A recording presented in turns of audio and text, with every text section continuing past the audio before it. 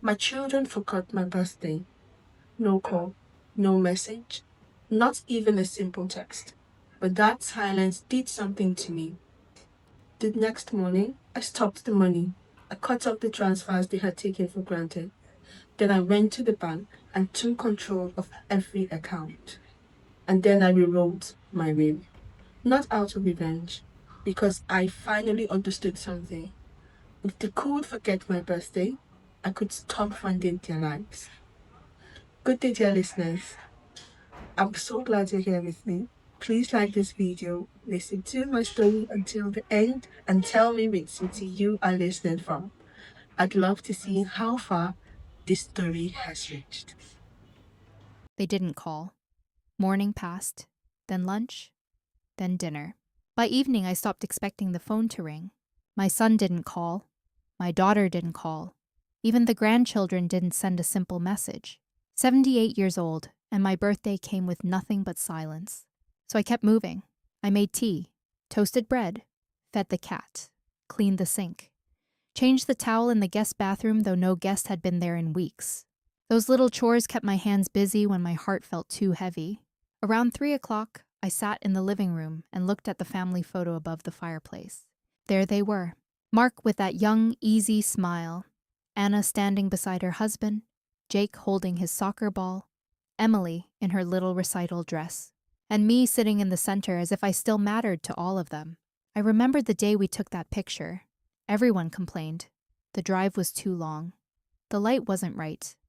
Their phones mattered more than the moment, but I still wanted that photo. Back then, I thought it proved I had built a family. That one picture to remind me I'd built something. That all the missed vacations, the overtime shifts, the secondhand furniture they'd turned into a family. My family. But this morning, when I checked the mailbox and found nothing but an electricity bill, something in me shifted. Not cracked, snapped clean and final. I pushed back my chair across the room and reached for the frame. The photo was heavier than I remembered.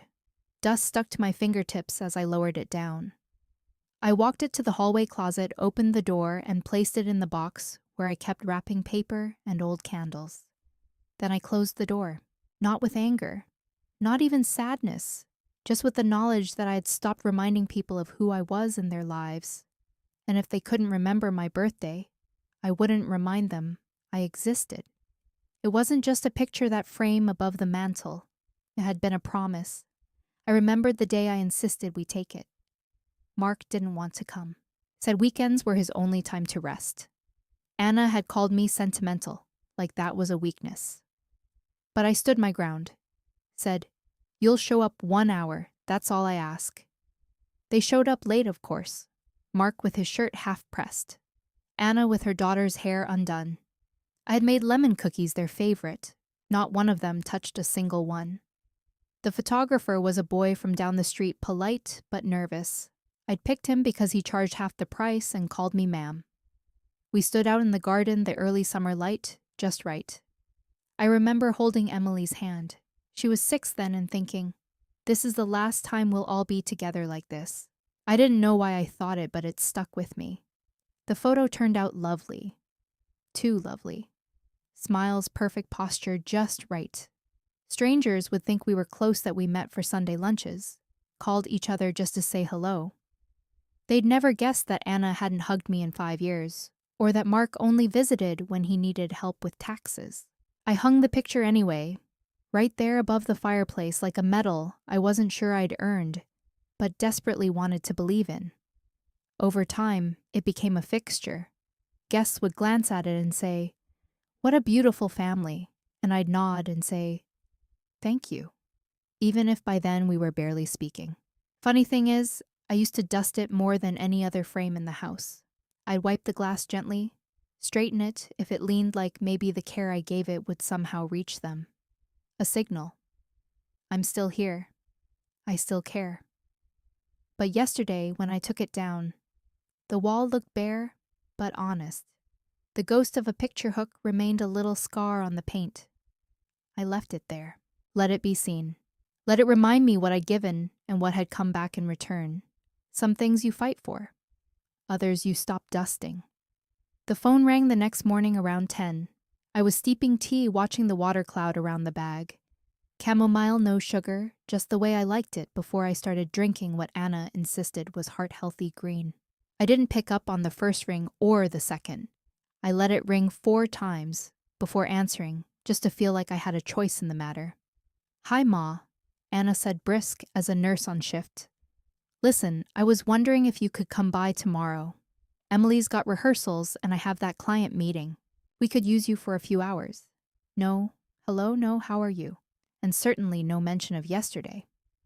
I took a slow sip of tea. Tomorrow, I asked, as if checking my calendar, though the only thing on it was a circled birthday. Now 2 days passed, still blank of ink. "Yes, just for the afternoon from 2 to 6, maybe 7. You know how Emily gets after school, and I don't want her home alone. Mark's working late, of course." I stood by the kitchen window watching a bird pick at the feeder I'd filled that morning. Small gray, determined. "I won't be able to," I said finally. There was a pause. "Oh, really?" She sounded thrown, as if the word no had come from someone else's mouth entirely. "I have plans," I lied gently. Another pause, longer this time. "Well, it's just, you're usually free." "I've decided to take some time for myself," I said, still watching the bird. "Make room for what matters." Anna made a small sound, a scoff, hidden as a cough. "Right. Okay. Hey, well, I'll figure something out." I didn't offer a suggestion, didn't jump to fix her day. The call ended a few seconds later, stiff with confusion. Afterward, I sat down in the quiet kitchen and realized something. That may have been the first time I told Anna no, without cushioning it with guilt or apology. No explanations, no offers to rearrange, just a simple refusal. And the world didn't end. I looked over at the mantel, bare now, a line of lighter paint where the photo used to hang. The absence felt cleaner than the presence ever did, like I'd finally told the truth without needing words. I spent the rest of the morning reading the book I'd been putting off for months. Not because I didn't want to read, but because every time I picked it up, someone called, needed something, wanted me somewhere, expected me to perform mom or grandma like a role in a play that no one watched but everyone demanded. I was 3 chapters in when the doorbell rang. Not many people came by without warning anymore. I opened the door cautiously, half expecting a delivery. It was Mrs. Lowry from next door. She was holding a casserole dish in both hands, her gray curls tucked under a knitted cap. "Just made extra," she said. "Thought you might want something warm." I blinked, caught off guard. "That's very kind." She smiled. "Saw the porch light on late last night. Figured you might have had a rough day." Something about her tone, not pity but recognition, made my throat tighten. I nodded, stepped aside. She stayed only long enough to hand me the dish and pat my arm. "You ever want company, just knock." When I closed the door, the warmth of the dish in my hands felt heavier than it should have. Not because of its weight, but because someone, even just a neighbor, had seen me. Later that evening, I reheated a portion and ate it in front of the television. I didn't check my phone. I didn't answer emails. I didn't wonder if anyone would remember or if belated wishes would trickle in like crumbs after a feast I hadn't been invited to. Instead, I thought about what I'd say. Next time someone asked for a favor, a ride, a signature, a loan, I'd say what I said today. No, not because I stopped loving them, but because I had finally started remembering to love myself. He showed up unannounced. Mark, my son. No text, no call, just the sound of tires on gravel and the slam of a car door that had never once pulled into my driveway without a reason. It was nearly 5 in the evening. I was folding laundry on the kitchen table, towels still warm from the dryer. I heard his knock, firm, like he expected the door to open immediately. I didn't rush. I finished folding the towel in my hands before answering. "Hey, Ma," he said, stepping inside before I could invite him. He glanced around like he was checking if someone else might be there. "Didn't catch you at a bad time, did I?" "You already caught me," I replied. He gave a half laugh. "Right. Well, I was in the neighborhood." Mark was never in the neighborhood. His office was 20 minutes north, his house 30. My house existed only on his route when he needed something. I gestured toward the kettle. Want tea? No, I'm good. I won't stay long. He sat at the table, shifting in the chair like it offended his posture. I sat opposite him and waited. So he started, and I could see the hesitation in the tight line of his mouth. I've been meaning to ask you. Remember that paperwork we talked about last year, the one for the house? I nodded slowly. You mean the transfer of title? Yeah. Yeah, that with everything going on. Taxes planning? You know how it is. It'd be simpler if we just put it in my name. Keeps it in the family anyway. He smiled like it was a favor to me. Why now, I asked, keeping my tone light. Well, with Anna and I considering some remodeling options, it makes more sense if the house is officially under my name. You don't have to worry about upkeep anymore. You've got enough on your plate. My eyes wandered to the window behind him. The hydrangeas were starting to bloom late, but stubborn, just like me. I still live here, I said gently. Of course, of course. You'd stay as long as you like. It's just a technical thing. I'd heard that tone before, that calm, efficient voice he used with clients, with waiters, with people he thought he was smarter than. Have you had dinner? I asked suddenly. Mark blinked. What? Dinner. I made chicken stew, enough for 2. He hesitated. Ma, I really just came to, it's warming in the oven. He relented, leaning back in the chair. Sure. Yeah. Okay. I moved slowly, setting 2 bowls. 2 spoons. I ladled the stew and placed the bowl in front of him. He didn't thank me, just reached for a napkin. We ate in silence for a few minutes. He didn't look up until his bowl was half empty. So, about the papers, he said again. I'm not signing anything right now, I said, without raising my voice. I've been thinking about things, about what I've given, what I still give. Mark's expression tightened. It's not about taking anything from you. Maybe not, but it feels that way. He sat back, mouth open, slightly caught between protest and explanation. I raised you in this house? I continued. Your father painted that living room. You broke your wrist falling off that porch. This isn't just property. It's my life, and I'm still living it. Mark's jaw clenched. I'm just trying to make things easier. For whom? I asked. He looked away out the window. The silence between us settled like dust. I'll think about it, I said finally. But I won't be rushed. And I won't be told what's best for me without being asked what I want. He finished his stew without another word. When he stood to leave, he didn't hug me, just nodded and said, Okay, Ma. Oi. I watched from the window as he walked to his car. He paused once, hand on the door, then got in and drove away. I turned back to the kitchen, rinsed the bowls, dried them slowly. I didn't lock the door behind him, but I didn't leave it open either. The knock came just after noon, softer this time, hesitant. I opened the door to see Nathan standing there, my eldest grandson holding his backpack like a shield. Hey, Grandma, he said, a sheepish smile tugging at the corners of his mouth. Got a minute? Nathan rarely came alone.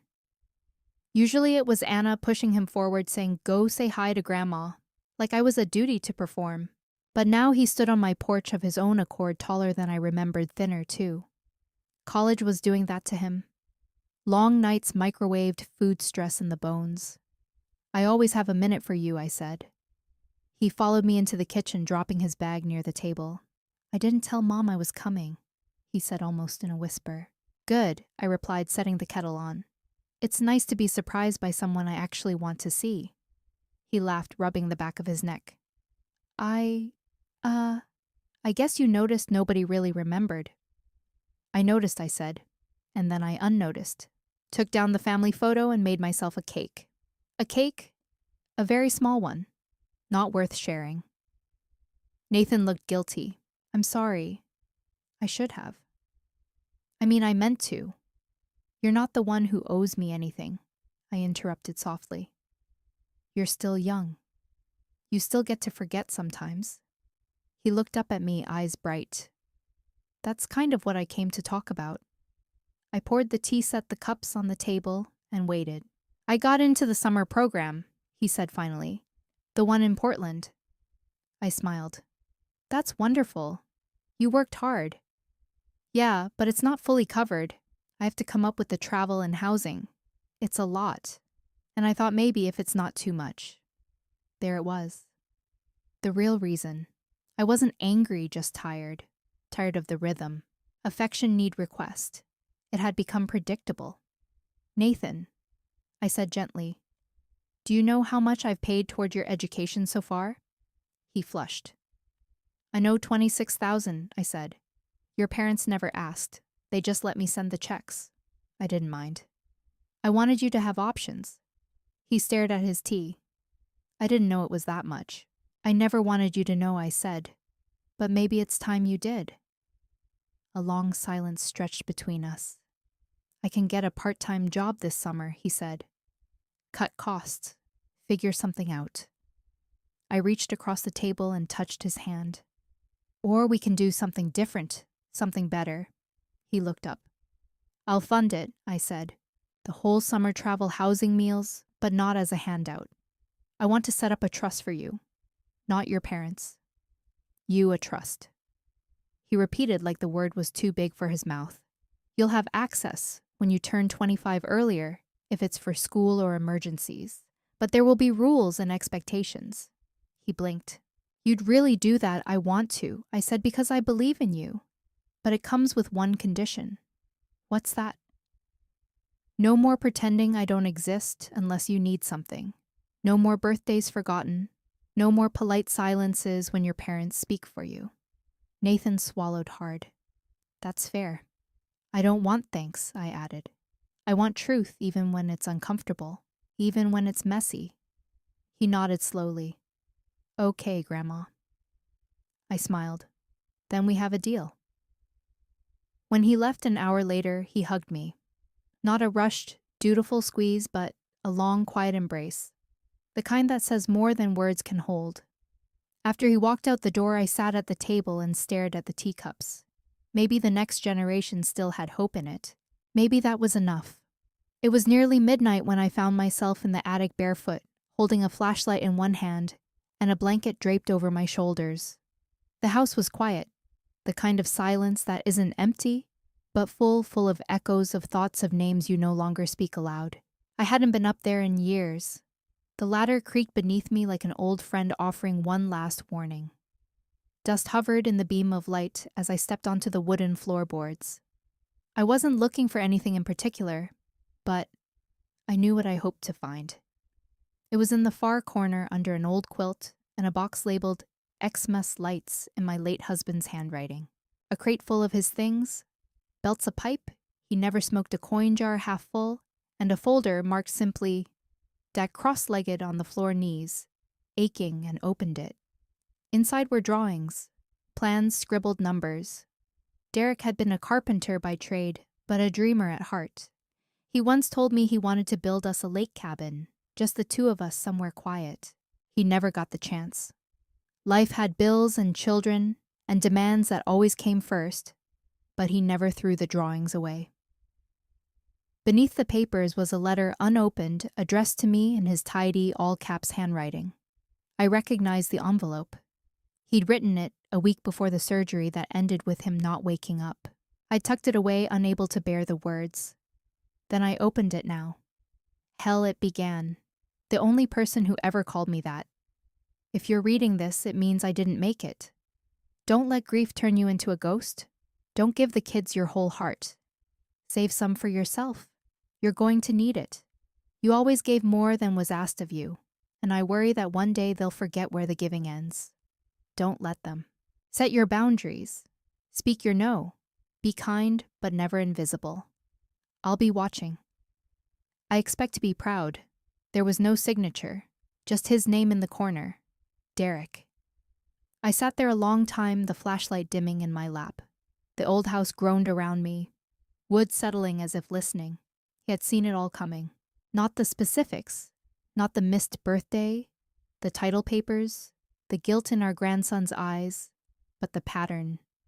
I folded the letter fully and slipped it into the front pocket of my robe. Then I sat there in the dark, remembering the way he used to steady me without touching me. A presence, not pressure, a weight that didn't burden. When I climbed back down the ladder, I felt like I'd brought something with me. Not just the letter, but a clarity I hadn't had in years. I wouldn't be bitter. I wouldn't be cruel. But I would no longer be quiet. They'd taken my silence for permission. That was their mistake. And now it was time to correct it. The bank smelled like lemon floor polish and waiting. I arrived 10 minutes before it opened and waited on the wooden bench just inside the vestibule, watching a young man in a suit fiddle with keys on the other side of the glass door. He nodded politely when he noticed me. I nodded back. The moment the door clicked open, I stepped inside. "Good morning, ma'am," he said, bright-eyed and unsure if I needed help finding the deposit slips. "Someone will be with you in just a moment." "I have an appointment," I replied, "with Ellen McKay." He pointed toward the offices in the back. "She'll be right out." I hadn't seen Ellen in years, not since she handled the small loan Derek and I took out to fix the roof when Mark left for college. She had thinner hair, now wore glasses with purple frames, but the same steady way of speaking. She called me by name before I even introduced myself. "Mrs. Whitmore," she said, shaking my hand. "Come on back." Her office had 2 chairs, a plant that was either very fake or very hardy, and a photo of her daughter in a graduation cap. I sat down and pulled a folded sheet of paper from my purse. A list I'd made last night after rereading Derek's letter. The trust I'd promised Nathan still fresh in my mind. "I'd like to update my accounts," I said. "All of them." Ellen smiled ready with her keyboard. "Of course. What would you like to change?" "I want to remove Mark and Anna from everything. Joint access beneficiaries, power of attorney, everything." She paused. "All right. May I ask why? No offense," I said, "but I didn't come here to explain." She didn't blink. "Understood. We can get that started. Do you want to assign a new power of attorney?" "Yes. Nathan Whitmore, my grandson. Limited rights. Only to access the trust I'm setting up for him. He won't have access to anything else unless I authorize it." She nodded and typed. "And I'd like to remove the automatic transfers to Anna's mortgage account and Mark's vehicle loan. Both were under my discretionary approval. I'm withdrawing that approval." There was a small silence as her fingers stilled. "Those have been active for a few years now." 18 years, I said, since the first time Mark forgot his car payment. Ellen didn't respond to that. She simply adjusted her glasses and resumed typing. "And the trust?" she asked. "Yes, I want to fund it with a portion of my savings. $60,000 for now. He can use it for education, relocation, or investment. When he turns 25, I'll retain oversight." She printed several forms and laid them out with practiced ease. "We'll need signatures and identification." I handed over my ID and took the pen. The act of signing felt different this time. Not like I was giving something away, but like I was reclaiming it. Every loop of my signature was a choice, a boundary, a small declaration. By the time we finished, Ellen leaned back and said, "Everything will be effective by end of business today." I nodded. "Thank you, Mrs. Whitmore," she said gently. "If you ever need someone to talk to outside of money, I'm happy to listen." I met her eyes and smiled. "I'm not lonely, just late to a lesson I should have learned years ago." She walked me to the front, and I stepped out into the daylight, which felt brighter than when I had gone in. I didn't rush home. I stopped at the bakery for a slice of lemon pie and sat at the park bench where Derek once proposed. He'd be proud, I thought, not of the paperwork, but of the spine in my back and the silence I'd finally learned to break. The call started at 4:32 p.m. First Anna, then Mark, then both in rapid alternation, as if they'd coordinated a campaign. I let the phone buzz quietly on the kitchen table while I prepared dinner. Nothing fancy, just a roast chicken and some green beans, sautéed with garlic. The kind of meal you make when you're alone, but still want to treat yourself like someone worth feeding. By 6:30 p.m., I had 13 missed calls and 6 voicemails. I didn't listen to any of them. It was only when my landline rang, the number hardly anyone used anymore, that I finally picked up. Old habits. That phone still made me feel like someone respectable was on the other end. Mother Anna's voice tight with panic. Have you changed the bank settings? I tried to make the mortgage payment, and it bounced twice. I carried the phone to the living room and sat in my chair by the window, cradling the receiver like it might burn. Yes, I said calmly. There was a long silence. Why? Because I'm done pretending that being your mother means financing your life. She let out a short, nervous laugh. What are you talking about? I'm talking about years of quiet withdrawals. Not just from my account, Anna. From me. Every time you needed something, I was there. And now you can't remember to call on my birthday. That's not fair. No, I agreed. It's not. But I'm done waiting for fair. She was quiet for a beat. So you're just cutting us off. I'm reclaiming what's mine. My money, my peace, my place in this family, or out of it. You could have talked to us. I did. Every time I said yes when I wanted to say no, that was me talking. You just weren't listening. Another silence. This one longer than in a clipped voice. Mark's going to call you. You've upset everything. He already did. I didn't answer. I hung up and turned off the ringer. I ate my dinner by the window, watching the sun slide down behind the neighbor's fence. The phone flashed once or twice in the other room, but I didn't move. By 8:15, there was a knock at the door. I didn't need to guess who it was. I opened it slowly and found Mark on the porch shirt, unbuttoned at the collar, jaw tight. You changed everything at the bank, he said. No greeting. I did. No warning. You've had plenty. You just didn't see it. He looked past me into the hallway, like maybe someone would step out and tell him this was all a mistake. So that's it. You're cutting your own children off. I'm redefining what I owe and what I don't. He stepped back, eyes narrowed. You'll regret this. I nodded slowly. Maybe, but not today. Mark stared at me for a moment longer, then turned and walked to his car, slamming the door harder than necessary. When the house was quiet again, I walked to the mantel and looked at the space where the family portrait used to hang. I didn't regret taking it down. Not one bit. I no longer needed a picture to prove I had a family. The phone blinked silently in the other room. I left it there. Sometimes the strongest thing you can say is nothing at all. It was Margaret who finally knocked. Not family, not obligation, just an old friend with too much honesty in her eyes to be anything but real. She arrived the next afternoon with a jar of raspberry preserves and a loaf of bread she'd made herself. Said she had a feeling and didn't impress when I didn't invite her in right away. Just stood on the porch looking at me like I was still the Helen she'd met 40 years ago at the church book sale. You want tea or something stronger? I asked eventually. She smiled. You know I always want both. We sat in the kitchen, the bread sliced between us, steam curling from our mugs. I hadn't spoken aloud about any of it. Not to Nathan, not to the bank manager, not even to myself in any complete way.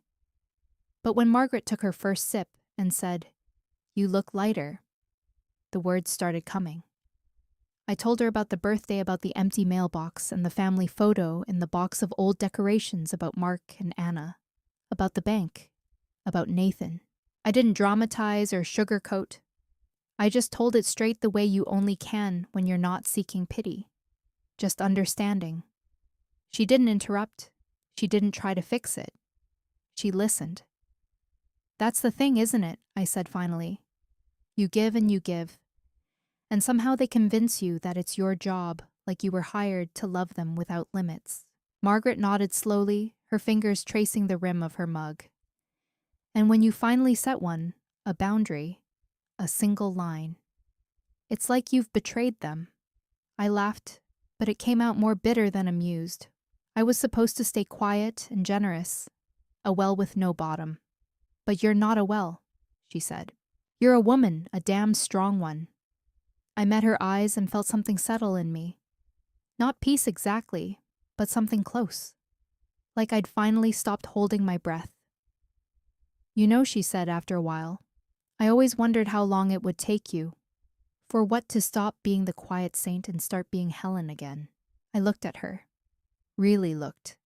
This woman who had seen me through births and funerals, who never asked for money or favors, who brought bread instead of excuses. How do you do it? I asked. Keep your distance and still stay close to your kids. Margaret smiled. Not smugly, just like someone who'd bled the same kind of wounds. I don't let them treat me like a convenience.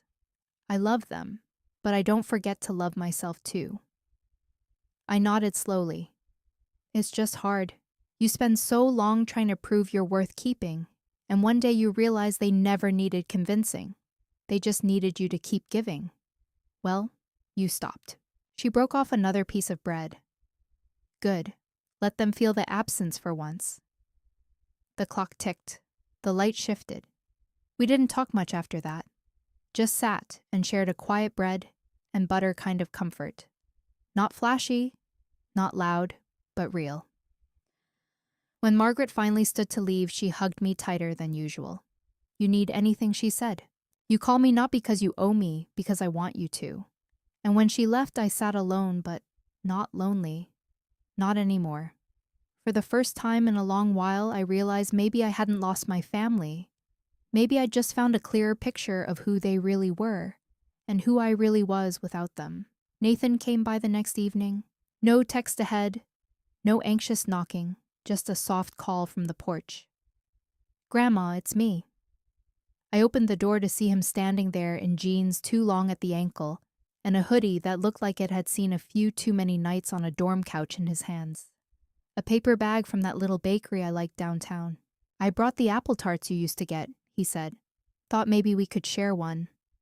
I stepped aside, let him in without a word. He knew where the plates were, that more than the tarts almost undid me. We sat at the table in a silence that didn't feel heavy, just honest. He took a bite first, then wiped his mouth like he was preparing for a hard conversation. I heard what happened, he said finally. From who everyone, he muttered. Mom, Dad, Uncle George even called like I'm supposed to fix it. I took a small bite. The tart was warm, a little too sweet, but familiar in a way that caught my chest. They're angry. He said, you know that. I know. They think you've lost your mind, that someone's influencing you, that maybe you're, I don't know, depressed. That made me smile. A bitter little thing. I'm not depressed, Nathan. I'm awake. He looked down at his plate, then up again. Eyes clear. I told them they were wrong. Did you? Yeah, I said. Maybe you just got tired of being invisible. For a moment, neither of us spoke. The sound of the clock on the wall ticked louder than usual. I'm proud of you. You know, he said. I shook my head slightly. That's not your job. Maybe not, but I am. I stood, walked over to the sideboard, and opened the top drawer. From inside, I pulled a manila envelope, thick-sealed, ready. I laid it on the table between us. What's this? He asked, touching it gently. Your future, I said. Or at least a part of it. It's the paperwork for the trust, the one we discussed. He froze. You actually did it? I did. 60,000 to start. More if needed. You won't have full access until you're 25, but you can use it for school relocation. Or if life throws something at you and you don't want to go crawling to people who think support is a negotiation. He looked stunned, like he wanted to argue or thank me or say something grand. I stopped him. There's one condition. Anything. No pretending. I said, if we're in each other's lives, it's by choice, not guilt, not performance. You can disagree with me. You can be mad, but you don't get to vanish when it's easier. He nodded slowly. Deal. And one more thing, I added. This doesn't make you my favorite. It makes you the only one who asks the right questions. His laugh broke something loose in the room. I'll take it. We talked for over an hour after that about the program in Portland, about the girl he liked, about how strange it was to realize your parents weren't always right. When he left, he hugged me again. Not out of obligation, but the way someone hugs home. I watched from the window as he walked down the drive, the porch light casting his long shadow behind him. The trust was just money, but the agreement that was something more. A beginning on my terms. The card came in the mail 2 days later. Pale blue envelope, my name written in Anna's careful looping script, the kind she used for holiday labels, and thank you notes to her husband's clients. I held it for a while before opening it. There was no return address, no decoration, just the card inside. A pale watercolor flower on the front. Inside 2 lines. We're sorry for forgetting your birthday. Let's make it up to you. Dinner this Saturday. Our treat. The whole family, no name, no signature, just we. The same we that always meant her and Mark, speaking in one voice when it suited them. A team, a front, a united front against what accountability. I didn't RSVP. I didn't call. Saturday came anyway. At 6:30, a black SUV pulled into the driveway. Anna got out first in heels too high for the season, clutching a foil-wrapped tray. Behind her, Mark emerged wearing a blazer he reserved for dinner parties. Jake and Emily stepped out last, dressed nicer than usual, looking anywhere but at the front door. I was sitting in the living room. Lights dimmed, book on my lap window. Cracked just enough to hear them hesitate at the porch. Maybe she didn't see the card, Anna whispered. Mark muttered something back. I caught the word pride. Jake rang the bell. I didn't answer. They stood there a few minutes longer. Another ring, then a knock, then nothing. Eventually, I heard the SUV start again. The crunch of gravel, the slow retreat of tires down the street. I didn't feel victorious, but I didn't feel guilty either. Later that night, the doorbell rang once more. A softer sound this time, like someone unsure if they had the right house. When I opened it, it was Emily, alone. She stood on the porch in a soft gray coat, holding a Tupperware container. Hi, Grandma, she said. They're at dinner. I told them I forgot my phone at home. I stepped aside. She came in quietly, set the container on the counter, and said, It's just lasagna. Mom said not to bring it, but I thought maybe you'd want something warm later. I studied her. 17, now awkward, in a way that had more honesty than artifice.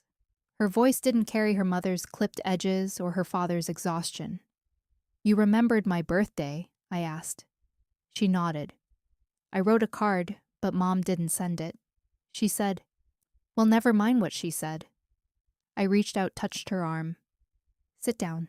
We ate at the kitchen table, not the lasagna cookies from a tin, the kind she used to help me bake when she was 8. She told me about school, about how she hated choir now, about her best friend who dyed her hair green, without asking her mom.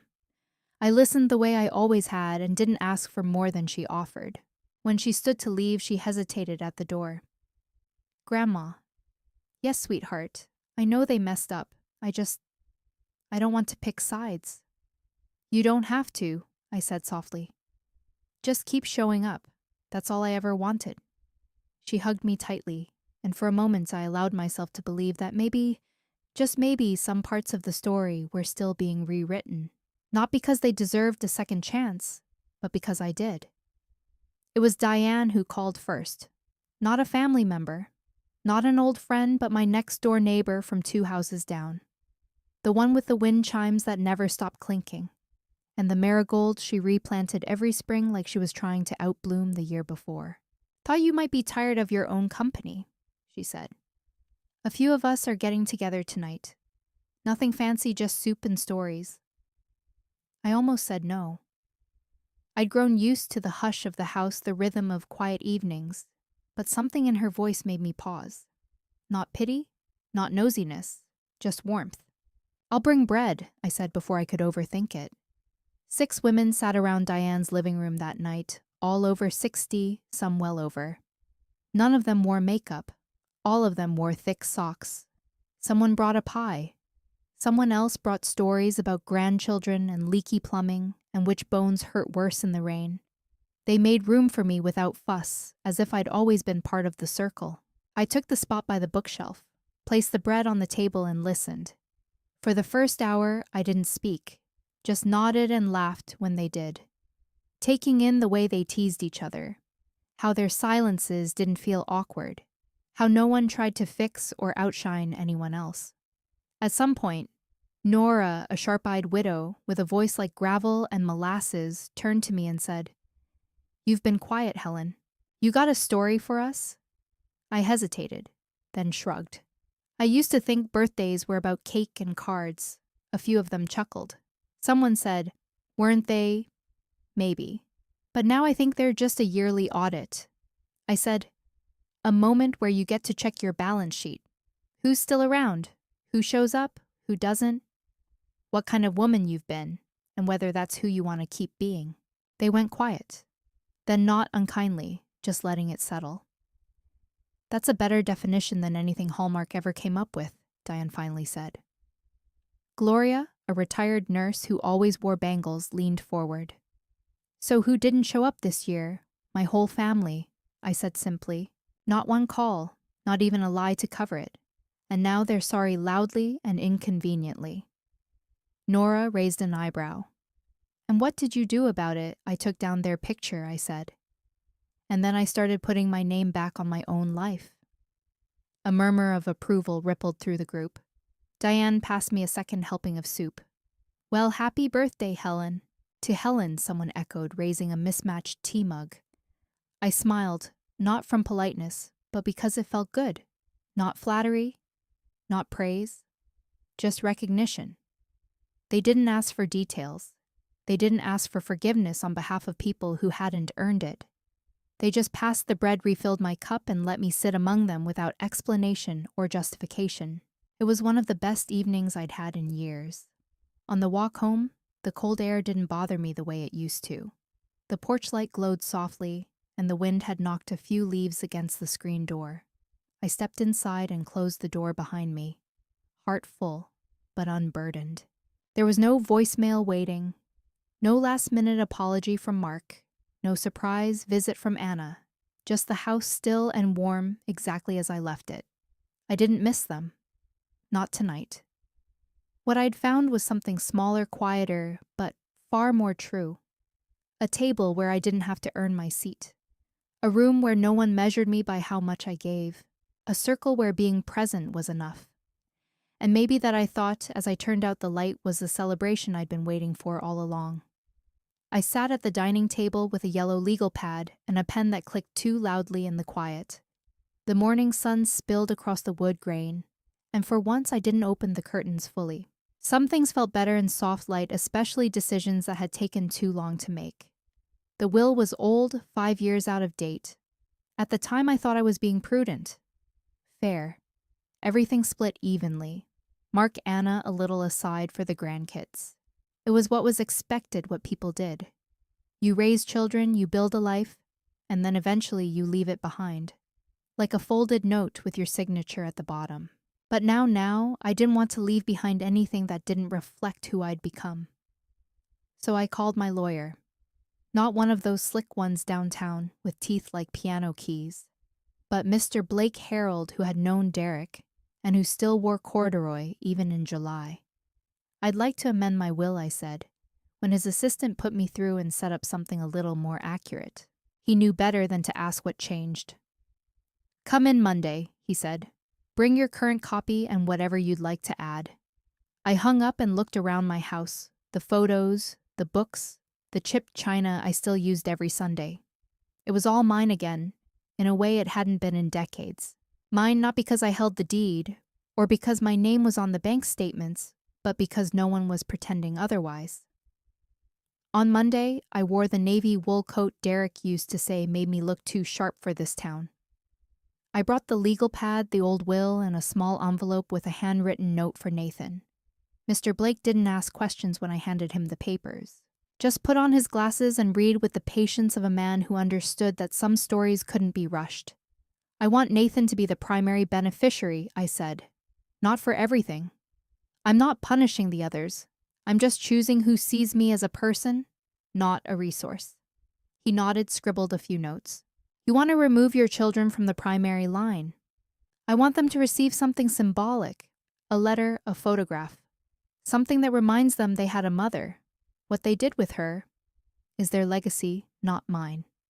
He looked up at that, not surprised, just solemn. "And the house," he asked, "stays in my name, When the time comes, it goes to Nathan. He can keep it, sell it, burn it down. I trust him to decide with care. Mr. Blake made the changes while I watched. Each line typed felt like a stone lifted from my back. I didn't feel vindictive. I didn't want revenge. I just wanted the truth to remain, even when I couldn't speak it anymore. We signed the drafts, and I left a copy with his secretary. When I stepped outside, the wind was biting, but I didn't shiver. I walked slowly back to my car, hand on the envelope in my coat pocket. That evening, I sat at the kitchen table and wrote 3 letters. One for Mark, one for Anna, and one for Emily, who had tried, who had knocked, who had brought lasagna, and sat with me like I was more than a footnote. Each letter was short, not angry, just honest. I told Mark I remembered the day he first called me mommy, and how my heart had broken open like spring soil. I told Anna I had once thought she was the daughter I never had, and how I'd tried. Lord knows I tried to love her like one. And I told Emily that the door would always be open, but only if she came through it as herself, not someone else's echo. I sealed each one and placed them in a drawer with instructions for Mr. Blake to deliver them when the time came. Then I sat back, took a long breath, and stared at the space above the mantel. Still bare, still better that way. Because some legacies aren't built on bloodlines. They're built on clarity on boundaries and on the quiet decision to leave behind only what reflects the truth. It was Anna's handwriting again. This time on a cream-colored envelope. No card inside, just a single sheet of lined paper folded carefully like it was meant to be taken seriously. I found it tucked into my mailbox. No stamp. No return address. She must have driven it over and left it herself. Too proud to knock, too stubborn to stay away entirely. I didn't read it right away. I made tea first, toasted a slice of bread, let the radio humbly in the background with a station that played only piano.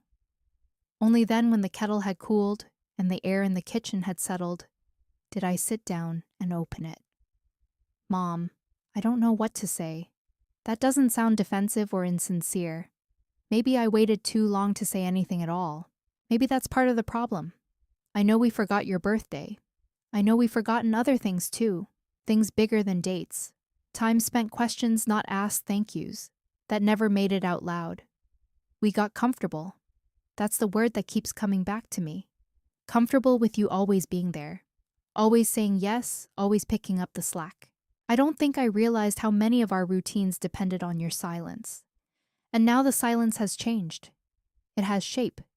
It says something, and I hear it. I really do. You don't owe us anything, Mom, but I hope it's not too late to try being something other than what we've been. I'm sorry for forgetting, for assuming, for shrinking you down into someone who didn't need thanks. Love, Anna.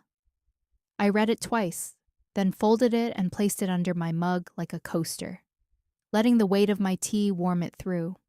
It wasn't perfect, it wasn't dramatic or poetic, but it was the first time I'd seen an apology that wasn't wrapped in demands. I didn't call her. Not that day. Maybe not tomorrow either. But I didn't tear it up, didn't tuck it into a drawer to be forgotten with old receipts and warranty slips. I left it there on the table where I'd see it, where I could decide in my own time what to do with it. Later, while dishes, I thought of something Derek once said years ago when we were first married, back when forgiveness was still a skill we were both learning. Not everything has to be mended right away, he'd said, wiping his hands on a dish towel. Some things heal better when you let them breathe first. That night, I opened the window before bed. The air was sharp with late spring chill, and the moon hung low over the neighbor's garage. Somewhere down the street, a dog barked twice and went quiet again. I didn't feel peace exactly, but I didn't feel alone. Not in the way I used to, where silence meant being unseen. This silence was mine earned, intentional, and I was learning to trust it. I thought of Anna's letter, of Emily's lasagna, of Nathan's envelope still waiting in the desk drawer untouched, sealed a future promised, without strings. They were learning slowly, clumsily, but the wheel had turned. They had felt the weight of my absence. And maybe they were beginning to understand that love doesn't mean saying yes to everything. Sometimes it means saying no, with both feet planted, both hands still, and a heart finally done begging. I turned off the light and let the darkness come in quiet and clean. One more chapter left, and it would be mine to write. It was early morning when I found the new frame, a simple wooden one tucked away at the back of the hall closet, wrapped in the same tissue paper I'd used to store Christmas ornaments years ago. I hadn't been looking for it. I'd just gone to grab a scarf, but my hand landed on something smoother, firmer. When I pulled it out, I knew immediately what it was for. I set it on the dining table, unwrapped it slowly, and looked at the blank space behind the glass. Then I walked to the kitchen, poured myself a cup of coffee, and thought. I hadn't hung anything over the mantel since taking down the family portrait. The space had stayed empty, not in grief, not in defiance, but as a kind of quiet ritual, an honest void. I didn't replace it with flowers or clocks or those overly cheerful signs women my age are supposed to love, just bare paint, and it had felt good. True. But that morning, something in me shifted. Not toward forgiveness, not entirely, but toward something softer. I pulled out a small stack of photographs from the drawer near the stove. Some old, some recent. I sifted through them, fingertips, grazing memories printed in glossy rectangles.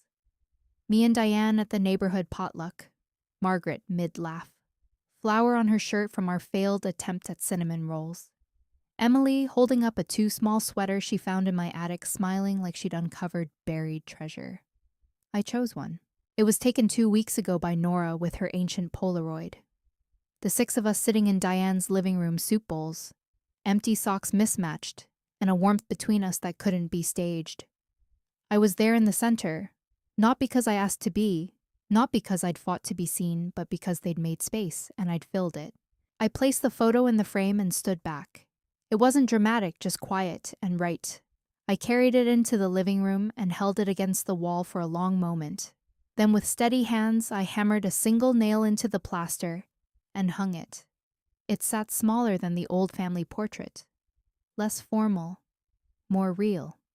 And when I stepped back, I felt something ease inside me like a page had been turned, not ripped out. A little later, the mail came. Just 2 envelopes, a utility bill, and a small card with no return address. Inside was a note on plain stationery. Thinking of you today. Thank you for teaching me that love isn't always about sacrifice. Sometimes it's about choosing yourself and letting others rise to meet you. It wasn't signed, but I knew it was from Nathan. I placed it on the mantel just beneath the new frame. That afternoon, I took a walk. Not long, not fast, just enough to feel the air, to let my body remind me it was still capable of movement, still part of the world. Neighbors waved. A couple of kids rode by on bikes. One of them, I think her name is Lucy, called out, "Hi, Miss Helen," like she meant it. When I got home, the house was quiet, but not empty. Not anymore. The phone lay still on the counter. No messages, no excuses, no demands. Just the soft hum of the refrigerator, the steady ticking of the clock.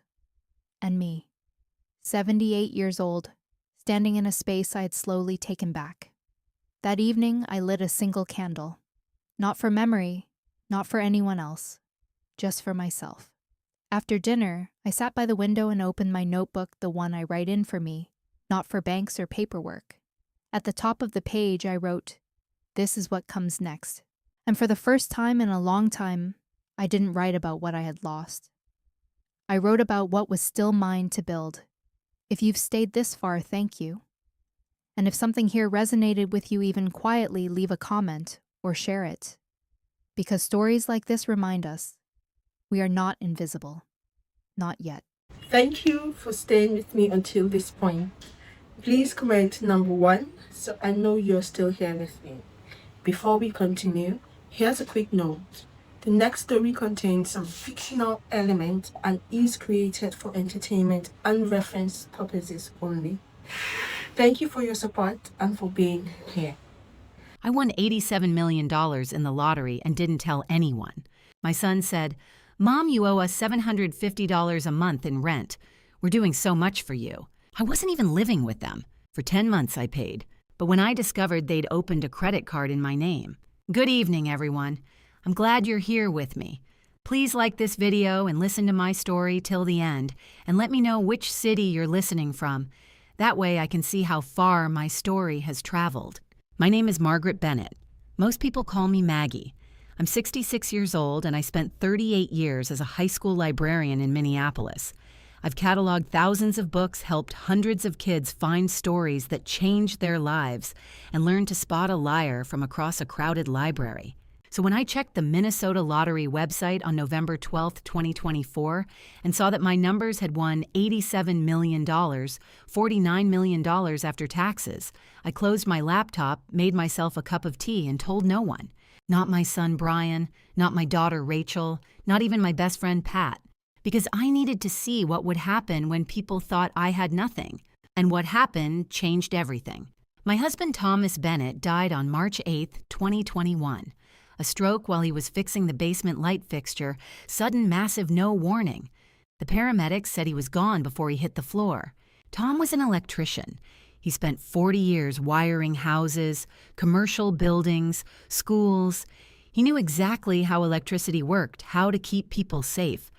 The irony of dying while changing a light bulb in his own home wasn't lost on anyone who knew him. We'd been married 42 years. We'd raised 2 kids in a small bungalow in South Minneapolis, the kind of solid, unassuming house with a front porch and a postage stamp yard that Tom had rewired top to bottom when we bought it in 1983. We'd paid off the mortgage in 2010, 3 years early, because Tom hated debt the way some people hate traffic. The house was worth about $285,000 by 2021. Not much by coastal standards, but in Minneapolis, in our neighborhood, it was home. It was ours. Completely, absolutely ours. After Tom died, people kept asking if I was going to be okay living alone. My son Brian asked it with concern that felt more like assessment. My daughter Rachel asked it with genuine worry, offering to visit more often from Duluth. My best friend Pat just showed up one morning with coffee and bagels and said, "You're going to be fine. You've been handling teenage drama for 38 years. You can handle an empty house." She was right. I had Tom's pension. He'd worked union his whole life, which brought in $2,850 a month. Social Security added another $1,680. That's $4,530 monthly. More than enough for a woman living in a paid-off house who'd spent a lifetime being careful with money. I wasn't rich, but I was comfortable, stable, independent. And I liked living alone. Not at first. The silence was terrible at first. The house felt too big and too small at the same time, too big without Tom's presence, too small to contain the grief. But slowly over months I found a rhythm. Coffee on the porch in summer mornings, audiobooks while doing dishes, volunteering at the neighborhood library on Thursdays, book club twice a month. I was managing. More than managing, I was actually okay. Brian didn't see it that way. He lived in St. Paul with his wife Jessica and their 2 kids, Lily, who was 8 in 2021, and Owen, who was 5. Brian had worked in IT management for a medical device company for 15 years, made decent money, and lived in a nice split level with a 2-car garage. Jessica was a marketing consultant freelance, which meant her income fluctuated. Some months were good, some months were tight. In the year after Tom died, Brian called every Sunday, always checking in, always asking the same questions. Was I eating enough? Keeping up with the house? Did I need help with anything? I appreciated it. I really did. He was being a good son. But by the fall of 2022, something shifted in his tone. "Mom, have you thought about what you're going to do long term? That house is a lot to maintain by yourself." "I'm managing fine, Brian. I'm just saying you're 64. Things are going to get harder. What happens when you can't handle the yard work, when the furnace breaks, when you need help? I'll handle it when it happens. You shouldn't have to handle it alone. That's what family is for. Family is for." The phrase stuck with me. Not "we want to help you," not "we're here if you need us," but family is for as if I were a project, a responsibility, something that required management. Rachel was different. She was a social worker in Duluth, 2 hours north, working with foster kids and families in crisis. She visited once a month, always bringing groceries, always staying for dinner. "You doing okay, Mom?" she asked one Saturday in November 2022. "I'm doing fine, honey. Brian keeps calling me. He thinks you should sell the house." I looked up from the potatoes I was peeling. "What do you think?" Rachel shrugged. "I think it's your house. I think you're perfectly capable of making your own decisions. I think Brian has always been a worrier, and sometimes his worry looks like control." I smiled. "You get that directness from your father." "I get it from both of you." She stayed for the weekend. We baked Tom's favorite oatmeal cookies. We watched old movies. We didn't talk about selling the house or long-term plans or any of the things Brian kept bringing up. It was perfect. Then in May 2023, Brian lost his job. Layoffs. The medical device company was restructuring. 60 people let go, including 3 managers. Brian was one of them. He called me that evening, his voice tight. "They gave me 8 weeks severance, that's it. 15 years and I get 8 weeks. "I'm so sorry, Brian, that's terrible." Jessica's freaking out. Her income's been slow this year. We've got the mortgage, the car payments, Lily's orthodontist bills. "Mom, I don't know how we're going to make it." "You'll find something. You're good at what you do." "The market's brutal right now. Everyone's cutting IT budgets." I heard the fear in his voice, real raw fear, and I felt what any mother would feel, the urge to fix it to help to make it better. "If you need anything, we'll be okay. We'll figure it out." But the calls started coming more often after that, and the questions changed. Not "Are you okay?" anymore. "Mom, we need to talk about your finances." The first rent conversation happened on a Sunday in October 2024, a year and a half after Brian lost his job. He'd found work, eventually contract IT work, hourly, no benefits, but it paid less than half what he'd made before. Jessica's freelance marketing was still unpredictable. They were struggling. I could see it in the way Brian's shoulders hunched. When he talked about money, the way Jessica's smile looked strained. They'd invited me to Sunday dinner at their house in St. Paul. Lily had made place cards. Owen had drawn me a picture of a dinosaur. It should have been a nice family evening. After dinner, after the kids went to play in the basement, Brian refilled his coffee and sat down across from me at the kitchen table. "Mom, Jessica and I have been talking. We want to help you more." I set down my own cup. "Help me how?" "With things. Life stuff. You're 66 now, and we know you say you're fine, but we see how hard it is. The house maintenance, the yard work, the snow shoveling in winter. We've been coming over every week to help." That was true. Brian had been mowing my lawn since spring. Jessica had driven me to a dentist appointment in August when my car was in the shop. "And I appreciate that," I said. "The thing is," Brian continued, glancing at Jessica, who nodded encouragingly, "we're putting a lot of time and resources into helping you. Gas isn't cheap. Our time isn't unlimited, and we're in a really tight spot financially." I waited. "So we were thinking, just to make things more balanced, maybe you could contribute, like a small monthly amount, to offset the help we're giving you."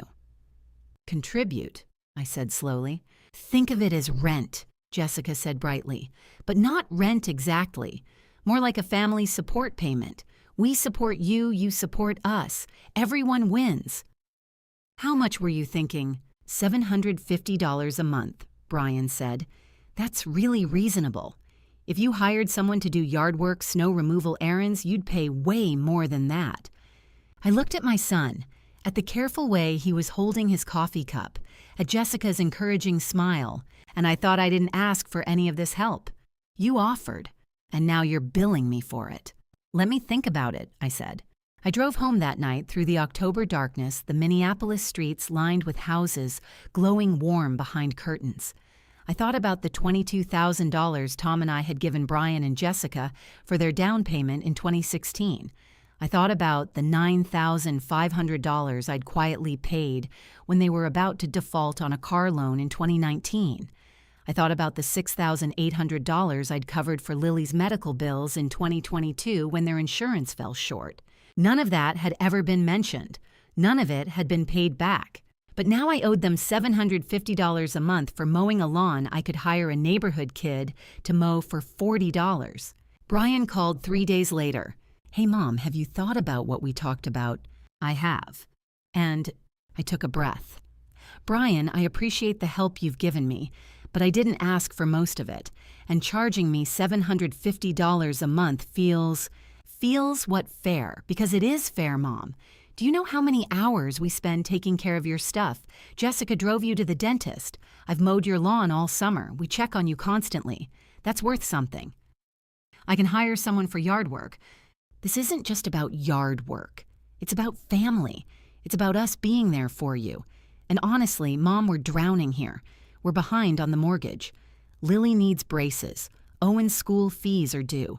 We can't keep giving and giving without anything coming back. There it was, the truth underneath the justification. They needed money, and they'd found a way to frame it as my obligation. I'll pay it, I said quietly. Really? Yes, $750 a month starting November. Mom, thank you. Seriously, this is going to help so much. And we'll keep doing everything we've been doing. You won't even notice the difference. I hung up and sat at my kitchen table for a long time. Tom's voice in my head the way it always was when I needed to hear it, Maggie, when someone shows you who they are, believe them. I wrote the first check on November 1st, $750 memo line blank. I mailed it to their address. Jessica texted the next day, got the check. Thank you so much. This really means a lot. No acknowledgement of the decades of help I'd given them. No recognition of the down payment, the car loan, the medical bills. Just got the check. On November 12th, I did something I'd done maybe twice a year for the past decade. I bought a lottery ticket. Not a scratch-off. The Powerball. 6 numbers computer generated. The jackpot was $87 million. I spent $2, drove home, and forgot about it until 3 days later when I remembered to check the numbers on the Minnesota Lottery website. I sat at my kitchen table with my laptop open and my reading glasses on, comparing the numbers on my ticket to the numbers on the screen. They matched. All 6. 87 million. I stared at the screen for a long time. Then I closed the laptop, made myself a cup of tea, and sat very still. I didn't call Brian, I didn't call Rachel, I didn't call Pat. I didn't call anyone, because I'd just written a $750 check to my son for family support, and I needed to know what would happen next before anyone knew I had $87 million. The next morning, I called a lawyer. Not the family lawyer Tom and I had used. Someone new. Someone Brian didn't know. I found David Chen through an online search estate planning attorney specializing in sudden wealth management and asset protection. I called his office from my cell phone standing in my backyard where no one could hear.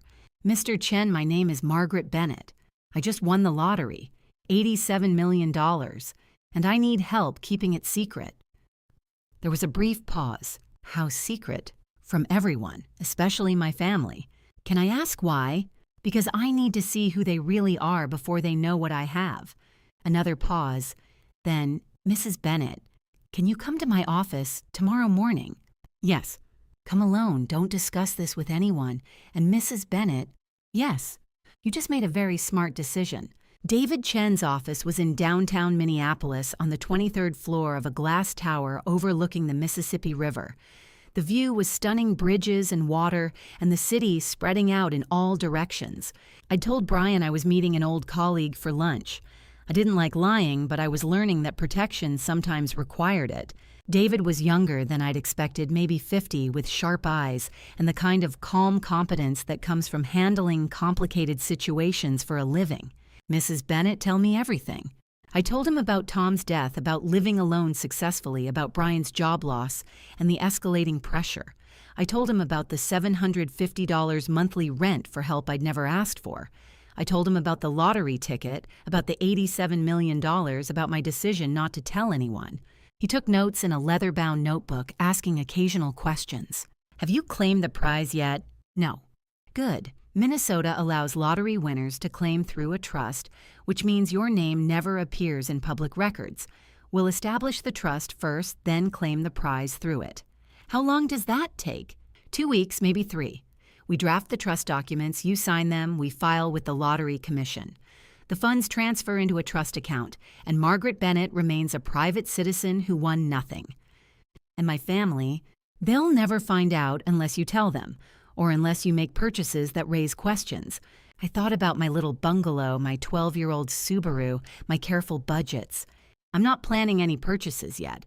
I need to see what happens first. David nodded. Mrs. Bennett, in my experience, sudden wealth reveals people. It shows you who loves you and who loves your money. The fact that you're taking this slowly tells me you already suspect which is which. I don't want to suspect, but I can't ignore what I'm seeing.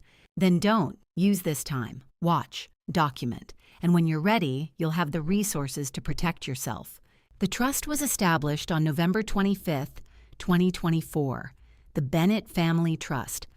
I signed the documents in David's office, my hands steady. On December 3rd, David and I drove to the Minnesota Lottery Commission office in Roseville.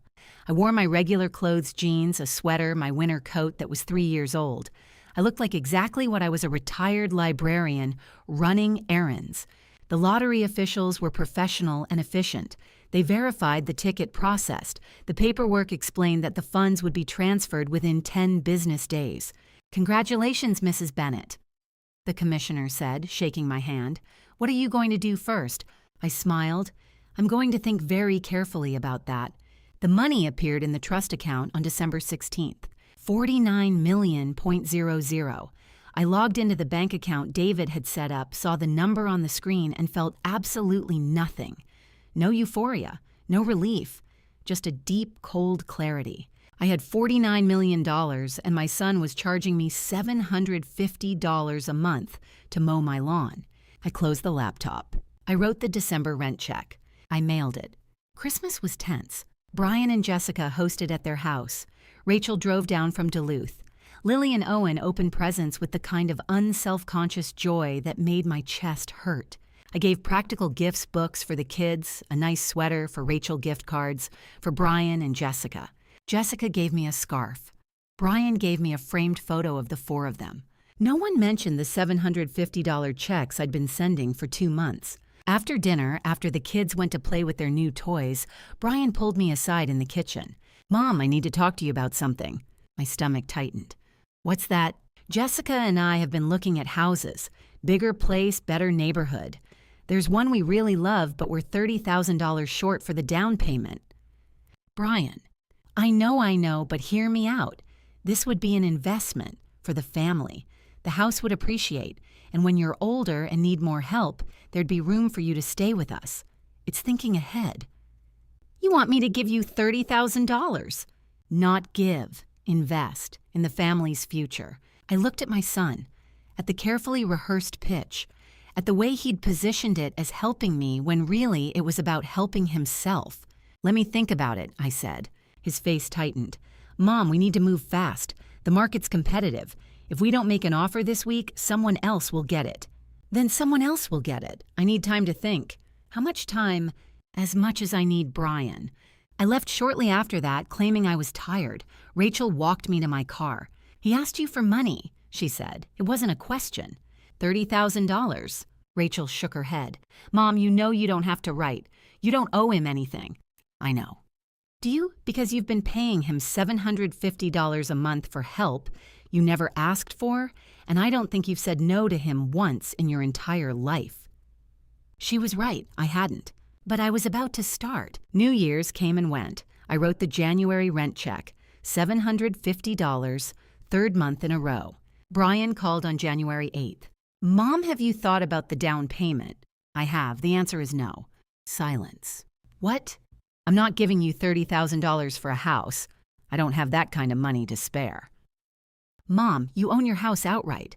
You have savings. You have Tom's life insurance, which is my retirement security. Brian, I'm 66 years old. I need to be careful with money." "You're being selfish." The word hit like a slap. "Excuse me. We've been taking care of you for years. Mowing your lawn, driving you places, checking on you constantly. And the one time we ask for help, you say no. You haven't been taking care of me. You've been charging me rent for help I didn't request." "That's not Mom. You don't understand how hard things are for us right now. We're drowning. And you could help, but you're choosing not to." "I'm choosing to protect myself." "From your own family? That's sick, Mom. That's really sick." He hung up. I sat at my kitchen table with the phone in my hand and thought about the $49 million sitting in the Bennett Family Trust. I thought about Brian's voice. "You're being selfish." And I thought, good, it's about time. February brought the worst cold snap Minnesota had seen in 5 years. The kind of cold that makes your face hurt, that freezes car batteries, that sends everyone scurrying from heated building to heated car and back again. Brian didn't call for 3 weeks after our argument about the down payment. Then on February 10th, Jessica called instead. "Maggie, hi. Do you have a minute?" Her voice was softer than usual, less sales pitch, more vulnerability. "Of course, Jessica. I wanted to apologize.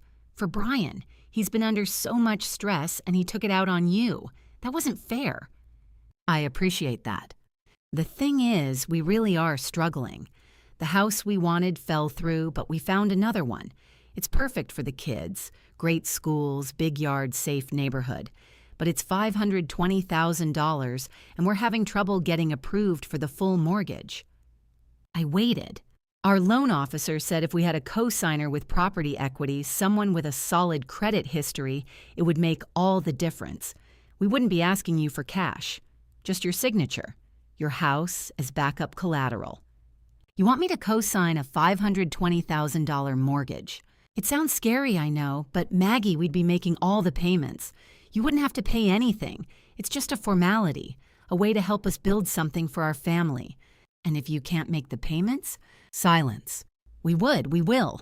Brian's got steady contract work now. My business is picking up. We've got this. "Jessica, if you can't make the payments, the bank comes after my house. The house Tom and I spent 40 years paying off. I'd lose everything." "That won't happen." "But it could. And you're asking me to risk my home, my security, for a house you can't afford on your own. It's not that we can't afford it. It's just that the market's tough right now and banks are being ridiculous with their requirements. The requirements exist for a reason. If the bank doesn't think you can handle the mortgage, why should I?" "Because we're family," Jessica said, her voice hardening slightly. "Because Brian's been taking care of you. Because we've been paying for gas and time and effort to help you, and asking for one thing in return isn't unreasonable." There it was again. The accounting of generosity. The ledger where every lawn mow and dentist ride had been carefully noted and was now being called due. "I'm not co-signing," I said. "Maggie, my answer is no. I'm sorry you're struggling, but I can't risk my home." Jessica hung up without saying goodbye. That night, I couldn't sleep.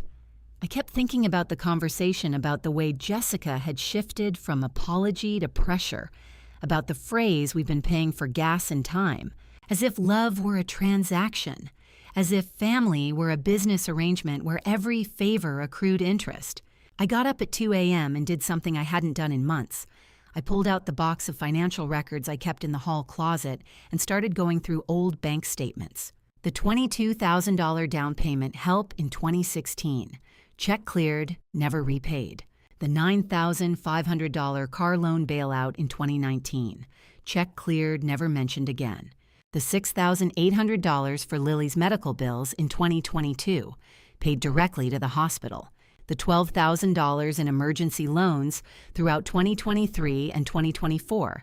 Small amounts, $800 here, $1,500 there, always with the promise of repayment as soon as things stabilize.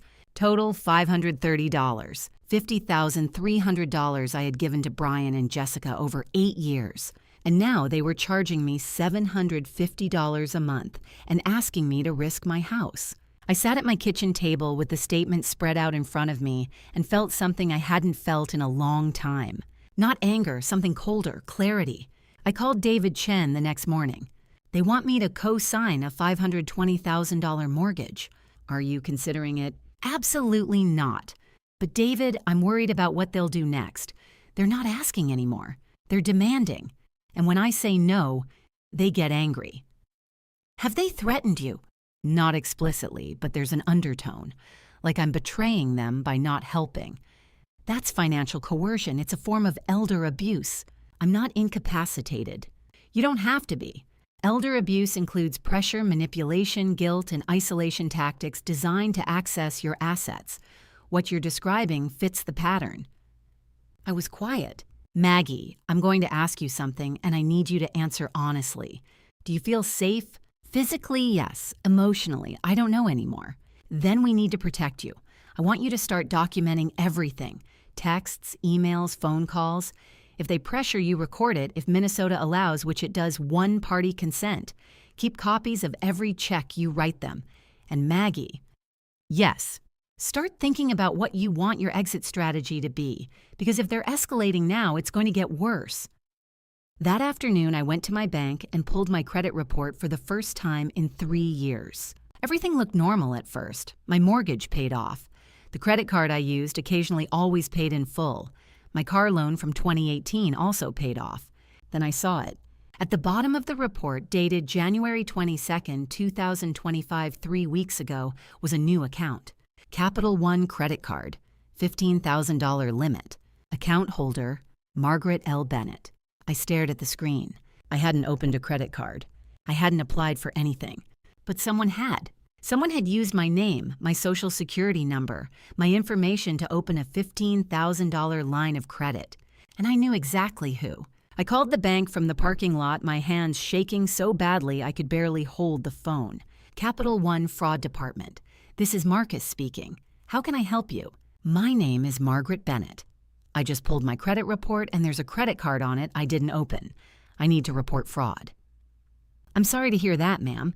Let me pull up your account. Can you verify your social security number? I gave it to him, waited while he typed. Okay, Mrs. Bennett, I'm showing a Capital One Platinum card opened on January 22, 2025. Credit limit $15,000. Current balance $8,347. My stomach dropped. Someone's been using it. Yes, ma'am. Multiple transactions over the past 3 weeks. I'm seeing charges at Target, Best Buy, a furniture store, several restaurants. I didn't make any of those charges. I didn't open this account. Understood. I'm flagging this as identity theft. The card is now frozen. You'll need to file a police report and send us a copy. We'll start the fraud investigation and you won't be responsible for the charges. Where was the card mailed? A pause. Let me check. It was mailed to the address on file. 2847 Maple Avenue, Minneapolis. My address, my house. Someone had applied for a credit card in my name and had it sent to my house, which meant someone had access to my mail. I drove home, my mind racing. I parked in my driveway and sat for a moment looking at my little bungalow, the front porch where I drank coffee in summer, the mailbox at the curb that Tom had installed in 1985. Brian had a key to my house. I'd given it to him years ago for emergencies, and he'd been helping me, coming over to mow the lawn, to shovel snow, to check on things, coming over when I wasn't home. I got out of the car and walked to the mailbox. It had a lock, but it was old, flimsy, easy to open if you knew how, or if you had a key. I went inside and checked the drawer where I kept important mail, bank statements, bills, tax documents. Everything was there, neatly filed the way I always kept it. But someone could have photographed them, could have used my information to fill out a credit card application online, could have intercepted the card when it arrived. I sat down at my kitchen table and called David Chen. They opened a credit card in my name, $15,000 limit. They've already spent over $8,000. David swore softly. Do you have proof? I have the credit report. The bank is flagging it as fraud. They said I need to file a police report. File it today, right now. And Maggie, this changes everything. This isn't pressure or manipulation anymore. This is identity theft. This is a crime. If I file charges, your son and daughter-in-law go to jail. Yes, that's what happens when you commit fraud. I was quiet. Maggie, I know this is hard, but they stole from you. They used your identity without permission. They've been charging you $750 a month while simultaneously racking up debt in your name. This is not family helping family. This is exploitation. What do I do? You file the police report, you document everything, and then you decide whether you want to press charges. But Maggie, you need to protect yourself. Today, I drove to the Minneapolis Police Department 5th Precinct and asked to speak to someone about identity theft. They sent me to a detective named Sarah Kowalski, a woman in her 40s with kind eyes and a no-nonsense demeanor. I told her everything: the $750 monthly rent charges, the pressure to co-sign the mortgage, the credit card I'd discovered that morning. She took notes, asked questions, and finally leaned back in her chair. Mrs. Bennett, do you know who did this? I think it was my son and his wife. Do they have access to your home, your mail? My son has a key. He's been coming over regularly. Has he ever asked you for money? Multiple times. And I've given him over $50,000 in the past 8 years. Detective Kowalski wrote that down, and he's currently charging you rent, $750 a month, for help I didn't ask for. She nodded slowly. Mrs. Bennett, this is a pattern. Financial exploitation, identity theft, possible elder abuse. I'm going to open an investigation. We'll need copies of the credit report, your bank statements, showing the rent payments and any communications where they pressured you for money. If you investigate, what happens to them? If we find evidence they committed fraud, they'll be arrested and charged. Identity theft is a felony in Minnesota. My son arrested because of me, Mrs. Bennett. Detective Kowalski said gently, I know this is family. I know it's hard, but they committed a crime. Multiple crimes, and if you don't stop them now, they'll keep going. She was right. I signed the police report. I drove home in the February cold, the afternoon light already fading. I parked in my driveway and looked at my house. The house Tom and I had built a life in, the house I'd defended against Brian's pressure to sell, the house I'd risked by saying no to co-signing. The house that was mine. I pulled out my phone and texted Pat, my best friend, the person who'd known me for 40 years. I need to tell you something. Can you come over? She replied immediately, on my way. 20 minutes later, we sat at my kitchen table with tea and I told her everything. The lottery, the $87 million, the $49 million after taxes, the trust, the secret I'd been keeping for 3 months. Pat stared at me. You won $87 million? Yes. And you didn't tell anyone. I needed to see what would happen. And your son charged you rent and opened a credit card in your name. Yes. Pat started laughing. Not happy laughter. The kind of laughter that comes when reality is so absurd you can't process it any other way. Maggie Bennett, you are the most patient woman I have ever met, and your son is the dumbest criminal in Minnesota. Despite everything, I smiled. What are you going to do? Pat asked. I'm going to stop paying rent. I'm going to buy a new house. And I'm going to let the police do their job. Good, Pat said. It's about damn time. Brian and Jessica were arrested on April 4th, 2025. Detective Kowalski called me that afternoon to confirm both arrests had been completed. They'd been booked, released on bond, and given court dates. They know it was you who filed the report, she said. Be prepared for backlash. I am. But I wasn't, not really. The call came 3 hours later. Brian. His voice was ice. You called the cops on us, your own family. You committed fraud, Brian. You opened a credit card in my name without permission. That was a misunderstanding. You spent over $8,000. You had items delivered to your house. That's not a misunderstanding. That's theft. We were going to pay you back. With what money you can't afford your own mortgage. You can't afford the house you were begging me to co-sign for. How exactly were you planning to pay me back? Silence. This is unbelievable, he finally said. We've been taking care of you for years. We've done everything for you. And this is how you repay us, by destroying our lives. You destroyed your own lives when you decided to steal from me. You're going to regret this, Mom. You're going to be very sorry. He hung up. I sat very still for a moment, then I called David. He threatened me. Did you record it? No. If he contacts you again, record everything. Minnesota is a one-party consent state, and Maggie consider a restraining order. I don't think that's necessary. Your son just got arrested for fraud, and his first response was to threaten you. It's necessary. For 3 days, I heard nothing. Then on April 7th, a Saturday morning, I drove to the South Minneapolis bungalow to pick up a few remaining items. I was planning to officially put it on the market next week. When I pulled into the driveway, there was a car I didn't recognize parked on the street. A white sedan with a magnetic sign on the door, Hartman Realty Group. And standing on my front porch with Brian was a woman in a blazer holding a clipboard. A realtor.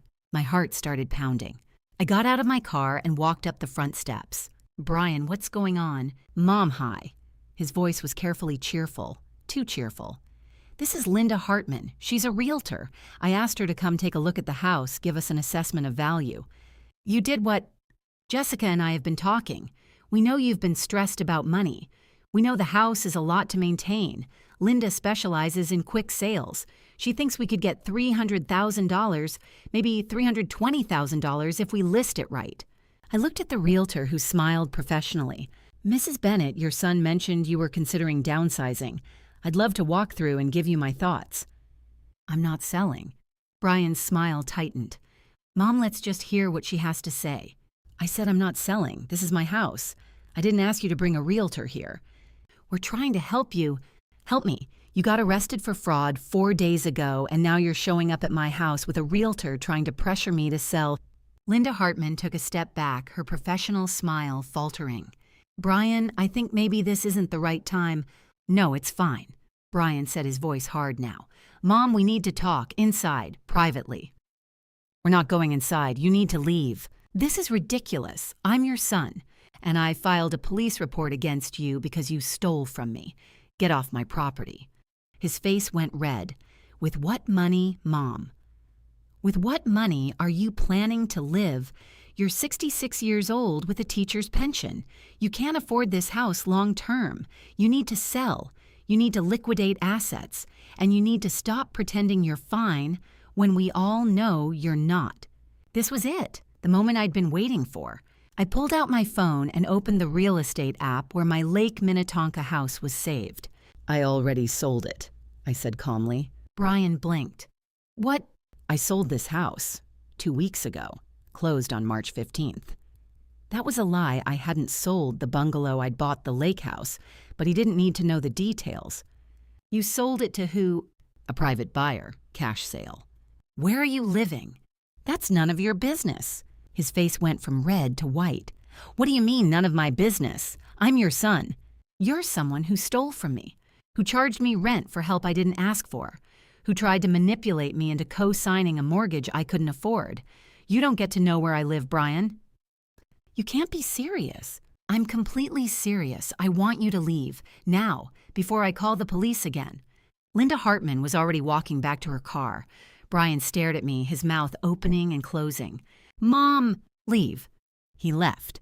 I stood on the porch of my South Minneapolis bungalow, watching his car drive away, and felt something break open inside me. Relief, pure overwhelming relief. That evening I called Rachel. I need to tell you something. About the house. About everything. I told her about the lottery, the $87 million, the trust, the Lake Minnetonka property, Brian's arrest, the confrontation that morning. Rachel was quiet for a long moment. You've been living this secret life for 4 months. Yes. And Brian had no idea. None. She started laughing. Mom, that's the most badass thing I've ever heard. You're 66 years old, and you outmaneuvered your own son. I protected myself. Same thing. I'm proud of you. Those words meant more than she could know. The hardest part wasn't Brian's anger or Jessica's manipulation or even the police investigation. It was Lily. She called me on April 10th, 3 days after the realtor ambush. Her voice was small and confused. Grandma, it's Lily. My heart broke at the sound. Hi, sweetheart. Grandma, why won't you talk to Dad? He's really upset. He says you're mad at him. I closed my eyes. Of course Brian had put her up to this. He knew I couldn't say no to Lily. Lily, your dad and I are having some grown-up disagreements. It's not about you. But he said you called the police on him. Is that true? It's complicated, sweetheart. He said you think he stole from you, but Dad wouldn't do that. He's been helping you. He mows your lawn and everything. I thought about what to say. How do you explain to a 10-year-old that her father committed fraud, that he'd been manipulating his own mother for money? Lily, sometimes grown-ups make mistakes. Your dad did something that hurt me, and I had to protect myself. But you're his mom. Moms are supposed to forgive. That phrase, moms are supposed to forgive. How many times had I heard that?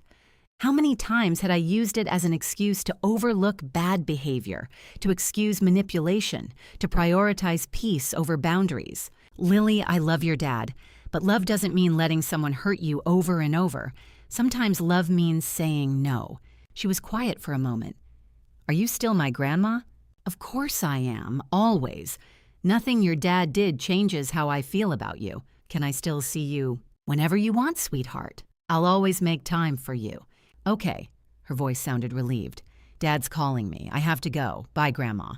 Bye, sweetheart. I love you. She hung up. I sat with the phone in my hand for a long time, tears streaming down my face. The plea negotiations started in May. David called me with the update. The prosecutor offered a deal. Brian and Jessica plead guilty to identity theft and fraud. In exchange, they dropped the felony charges to misdemeanors, sentencing 2 years probation, $10,000 restitution to cover your legal fees, and credit monitoring 150 hours community service each. No jail time. First offense nonviolent crime full restitution. It's standard. What do you recommend? I recommend you accept it. You get your money back, they have criminal records, and you avoid a trial. But they can still contact me. That's negotiable. We can add a no-contact provision except through attorneys. If they violate it, the plea is void and the original felony charges stand. Add it. Consider it done. The plea hearing was on May 20th. I sat in the back of the Hennepin County courtroom and watched Brian and Jessica stand before Judge Thompson. They wore business clothes, their faces carefully neutral. Do you understand that by entering this plea, you are admitting that you fraudulently opened a credit card using your mother's identity without her knowledge or consent? The judge asked Brian. Yes, Your Honor. And do you understand this will result in a permanent criminal record? Yes. The judge accepted the plea, imposed the sentence, and added the no-contact order. Mr. Bennett, Mrs. Bennett, you are prohibited from contacting Margaret Bennett for a period of 5 years, except through legal counsel. Violation will result in immediate revocation of this agreement and reinstatement of felony charges. Do you understand? Yes, Your Honor, they said in unison. Brian looked back once as he left. Our eyes met. I saw no remorse, just anger and humiliation. He thought I'd betrayed him. He still didn't understand that he'd betrayed himself. Jessica called 2 weeks later from a number I didn't recognize. Maggie, it's Jessica. I know I'm not supposed to contact you, but I needed to say something. I should have hung up. I should have called David immediately, but I didn't. What? I'm leaving Brian. I filed for divorce yesterday. I'm taking Lily and Owen and moving to my sister's place in Duluth. I was quiet. I wanted you to know that I'm sorry. Really sorry. Not the fake sorry from before, but actual sorry. Brian convinced me that asking for money, charging you rent, even the credit card, he said it was justified, that you had more than you needed and we were desperate. I believed him because I wanted to. You forged documents, Jessica. I know. I know what I did. And I'm not asking for forgiveness. I'm just asking you to know that I take responsibility. I'm getting help, therapy. And I'm going to make sure Lily and Owen understand that what we did was wrong. What about the grandkids? They can see you whenever they want. I won't stop them. They love you, Maggie. And they need someone in this family who isn't a complete disaster. Despite everything, I felt something soften slightly. Thank you for telling me. I won't call again, I promise. But Maggie, for what it's worth, I hope you're doing okay. I hope you have everything you need. She hung up before I could respond. I sat in the sunroom of my Lake Minnetonka house, looking out at the water sparkling in the late afternoon light. Jessica had no idea I had $49 million. She thought I was a struggling widow scraping by on a pension, and she'd apologized anyway. Maybe people could change. Maybe not everyone stayed broken. That evening, Rachel drove up from Duluth with Lily and Owen. We had dinner on the deck burgers and sweet corn, Owen's favorite. Lily helped me set the table, carefully folding napkins the way I'd taught her when she was 6. Grandma, this house is really pretty, Lily said. Thank you, sweetheart. Are you rich now? Rachel shot her a look, but I smiled. I'm comfortable. That's all that matters. Mom said you and Dad aren't talking anymore. That's true. Are you mad at me and Owen? I knelt down so I was eye level with her. Lily, I could never be mad at you. What happened between your dad and me has nothing to do with you. You're my granddaughter. That doesn't change. Ever. She hugged me hard. Owen asked if I had ice cream. I did. We ate it on the dock, watching the sun set over the lake, and for the first time in months, I felt genuinely happy. By June, I'd settled into my Lake Minnetonka life with a completeness that surprised me. I woke early, made coffee, and sat in the sunroom watching the lake come alive. Boats appeared as summer arrived. Neighbors waved from their docks. The couple next door, Karen and Steve, invited me to a 4th of July cookout. I went. I met people. I joined a book club that met at a coffee shop in Wayzata. For the first time since Tom died, I wasn't just surviving, I was living. Pat visited every week, declaring the lake house ridiculously nice and immediately claiming the guest room as hers. "You should have done this years ago," she said one afternoon sitting on the deck with iced tea. I couldn't have, not without the lottery. I don't mean the house, I mean the boundaries, the saying no, the refusing to be managed. She was right. The money had made the physical escape possible, but the emotional work, the decision to stop sacrificing myself for Brian's comfort that had come from somewhere else. "Tom used to say I was too soft," I said. "Tom was wrong. You weren't too soft. You were too loyal. There's a difference." I started thinking about what to do with the money. $49 million was more than I could ever spend. Even with the Lake Minnetonka house, even with helping Rachel and eventually setting up college funds for Lily and Owen, I'd barely touch it. David had invested most of it conservatively, bonds, index funds, real estate trusts. It was generating returns, growing quietly. But I wanted to do something that mattered. I thought about my 38 years as a librarian, the kids I'd helped find books that changed their lives, the students who'd come to the library because it was the only quiet, safe place they had. I called David. I want to start a foundation for literacy, for kids who need books but can't afford them. Can we do that through the trust? Absolutely. How much were you thinking? $500,000 to start, more later if it works. Maggie, that's going to change a lot of lives. That's the point. The Bennett Family Literacy Foundation launched in August. It partnered with Minneapolis Public Schools to provide free books to low-income students. Every child in the program got to choose 10 books a year, not used books, not hand-me-downs, but brand new books they could keep forever. The first distribution happened at my old high school, South Minneapolis High. I attended anonymously, just another volunteer helping kids pick out books. A 7-year-old girl chose Charlotte's Web.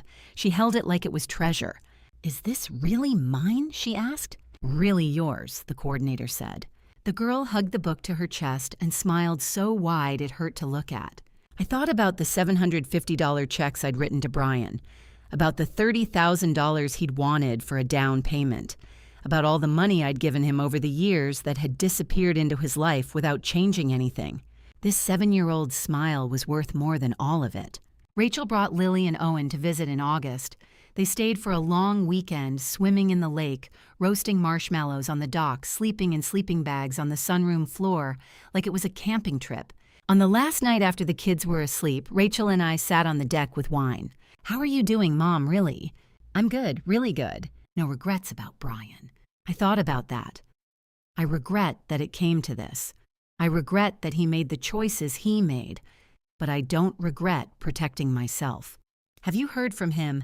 "No, the no contact order is still in place. Jessica sends updates about the kids through her lawyer occasionally. Brian's working again some IT job. They're divorced. He's living in a studio apartment in St. Paul." "Do you feel bad for him?" "Sometimes, but then I remember the credit card, the rent, the realtor showing up at my house, and I remember that I didn't do this to him. He did this to himself." Rachel nodded. "For what it's worth, I'm proud of you. You're the strongest person I know." "I'm not strong. I'm just finally done being weak. In September, I did something I'd been thinking about for months. I sold the South Minneapolis bungalow. Not because I needed the money, I didn't, but because keeping it felt like holding on to a version of myself I didn't want to be anymore. The house sold for $295,000. I split the proceeds half to Rachel, half to a trust for Lily and Owen's college education. Rachel called me crying, "Mom, this is too much." "It's not too much. It's exactly right. You've been nothing but supportive. You deserve it." "What about Brian?" "Brian made his choices." On September 22nd, I turned 67. Pat threw me a party at the lake house. 20 people came, neighbors, book club friends, Rachel and the kids, even Father Michael from the church I'd started attending. Someone had made a cake with sparklers. Everyone sang. I stood on my deck surrounded by people who knew me, liked me, and wanted nothing from me except my company. And I thought, this is what happiness looks like. Not perfection, not the absence of loss or pain or complicated family history. Just this, people who show up, a house that's mine, a life I chose. Lily asked to visit me alone in October. Not with Rachel, not with Owen, just her. Jessica drove her over from Duluth, dropped her off with an overnight bag, and waved from the car. Thanks for doing this, Maggie. She's been asking for weeks. She's always welcome. Lily was 11 now, taller, quieter, more thoughtful. She'd inherited Tom's eyes and my stubbornness, a combination that would serve her well in life. We made spaghetti together, Tom's recipe, too much garlic, and ate on the deck as the October sunset turned the lake gold. Grandma, can I ask you something? Always, sweetheart. Why did Dad do what he did with the credit card? I set down my fork. This was the conversation I'd been waiting for, dreading knowing it had to happen eventually. Your dad was scared. He'd lost his job, he had bills he couldn't pay, and he made a bad choice. He thought taking money from me was okay because we're family. But it wasn't okay. No, it wasn't. Mom says Dad blames you, that he thinks you ruined his life. I took a breath. Lily, I didn't ruin your dad's life. I protected myself. Those are two different things. She nodded slowly. I know, I miss when we were all together. When Dad wasn't mad all the time and you came to Sunday dinners and everything was normal. I miss that too. But Lily, sometimes normal isn't healthy. Sometimes people treat you badly and call it love, and you have to decide whether you're going to accept that or protect yourself. Is that why you moved here, to protect yourself? Yes. Do you have a lot of money now? The question caught me off guard. Why do you ask? Because this house is really nice. And Mom said Dad kept saying you were broke, but then you bought this place and Dad got really mad. So I figured you must have money. I looked at my granddaughter, this smart, perceptive child who saw through all the adult nonsense. I do have money, Lily, more than your dad knows, and I kept it secret because I needed to see who really cared about me and who just cared about what I had. Did Dad fail the test? The bluntness of the question, the clarity of it, almost made me laugh. Yes, sweetheart, he did. She was quiet for a moment, pushing spaghetti around her plate. I don't want to fail the test. You won't. You're here because you love me, not because you want something from me. That's all that matters. That night, we sat in the sunroom with hot chocolate, and I showed Lily the foundation I'd started. This is the Bennett Family Literacy Foundation. It gives books to kids who can't afford them. I pulled up the website on my laptop, showed her photos from the first distribution. That's a lot of books, Lily said. It is, and it's going to be even more next year. Is this what you're doing with your money? Some of it. I'm also saving for your college and Owen's. When you turn 18, you'll have a fund waiting for you. Her eyes went wide. Really? Really? Your dad's choices don't affect you, Lily. You're going to have every opportunity to build the life you want. She hugged me then tight and fierce. I'm glad you're my grandma. I'm glad you're my granddaughter. The next morning, Jessica picked her up. Lily ran to the car, then turned back. Grandma, I love you. I love you too, sweetheart. Jessica rolled down her window. Thank you, Maggie, for everything, for not giving up on them. I could never give up on Lily and Owen. They're innocent in all this. Brian doesn't see it that way. He thinks you've poisoned them against him. I've never said a bad word about Brian to those kids. I know. That's what makes you a better person than either of us. She drove away, Lily waving from the back window. I stood in my driveway watching them go and thought about the different kinds of family. The family you're born into and the family you choose. The family that takes and the family that gives. Brian was my son. That would never change. But Lily and Owen were my future. And I was going to make damn sure they had one worth living. By November, the Bennett Family Literacy Foundation had distributed over 3,000 books to kids across Minneapolis. The program was growing faster than I'd expected. Schools were reaching out. Teachers were sending thank you letters. Parents were emailing photos of their kids reading. One mother wrote, "My daughter has never owned a new book before. She sleeps with it under her pillow. Thank you for giving her this." I read that email 3 times and cried every time. David called me in mid-November. Maggie, the foundation is getting attention. Minnesota Public Radio wants to do a story about anonymous philanthropy. They don't know it's you, but they're interested in the model. Will they try to find out who's funding it? They might. Are you ready for that? I thought about it. About the lottery secret I'd kept for a year. About Brian, who still didn't know. About the careful privacy I'd built around myself. Not yet. I said. Keep it anonymous. For how long? Until I'm ready. I expanded the foundation in December. Not just books now, library programming, after-school reading clubs, summer literacy camps for kids who'd fallen behind. I partnered with the Minneapolis Public Library System, funding 3 full-time literacy coordinators. Father Michael helped me connect with community centers in lower-income neighborhoods. We set up reading rooms, comfortable spaces with new books, beanbag chairs, good lighting, places where kids could go after school and just read. By Christmas, the foundation had distributed 5,000 books and served over 800 kids directly. The budget for year 2, $1.2 million. I had $48 million left. I could do this for decades. Pat and I had coffee one morning in December at a cafe in Wayzata. Snow was falling softly outside, coating the bare trees. "You've changed," Pat said, studying me over her latte. "How? You're lighter. You smile more. You look like someone who's finally living the life they were supposed to have all along." "I feel that way." "Any regrets?" "About Brian sometimes. About the lottery secret no, about the foundation and this house, and finally saying no, never." Pat reached across the table and squeezed my hand. "Tom would be so proud of you." "You think?" "I know. He always said you were stronger than you believed. Turns out he was right." Rachel called on Christmas Eve.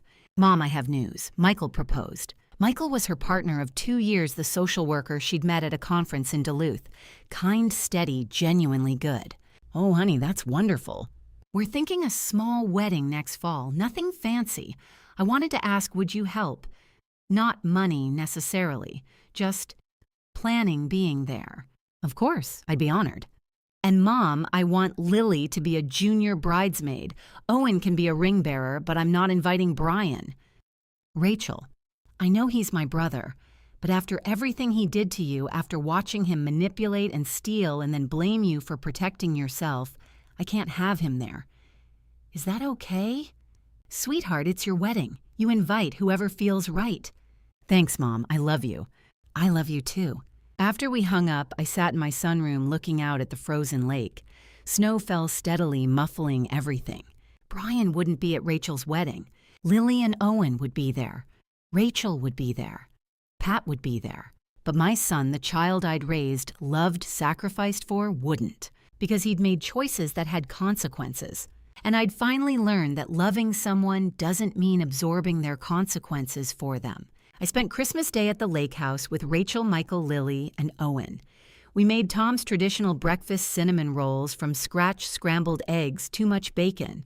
We opened presents by the fireplace. I gave Lily art supplies. I gave Owen science kits. I gave Rachel and Michael a check for $10,000 toward the wedding.